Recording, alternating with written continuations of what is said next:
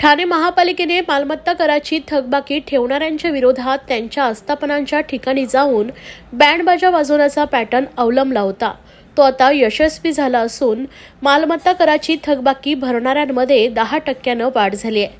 विशेष म्हणजे मालमत्ता कराची 600 कोटींची रक्कम महापालिकेच्या तिजोरीत जमा झाली आहे। ठाणे महापालिकेच्या मालमत्ता कर विभागाला उद्दिष्ट गाठण्यासाठी अवघ्या 2.5 महिन्यांचा अवधी शिल्लक आहे। तसेच हे उद्दिष्ट गाठण्यासाठी महापालिका आयुक्त सौरभ राव यांनी ठोस पावले उचलण्याचे निर्देश दिले आहेत।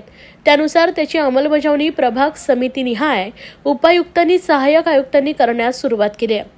त्यानुसार काही दिवसांपूर्वी ठाणे नौपाडा कोपरी प्रभाग समितीच्या माध्यमातून उपायुक्त शंकर पाटोळे यांच्या मार्गदर्शनाखाली ठाणे बाजारपेठेत असलेल्या विविध आस्थापनांच्या ठिकाणी अशा पद्धतीने ढोलताशा वाजवून त्यांनी मालमत्ता कराचा भरणा करावा असं आवाहन करण्यात आले होते। यापूर्वी या थकबाकीदारांना पत्राद्वारे भेटून अथवा नोटिसीद्वारे कळवण्यात आले होते। मात्र त्यानंतरही ज्या आस्थापनांनी थकबाकी भरलेली नाही त्यांनी मालमत्ता कराचा भरणा करावा याकरिता महापालिकेने थेट बँडबाजा घेऊन जाण्याची शक्कल लढवली होती। ती आता यशस्वी झाली। बँडबाजा पॅटर्न वापरल्यानंतर मालमत्ता कराची थकबाकी भरणाऱ्यांमध्ये 10% वाढ झाली।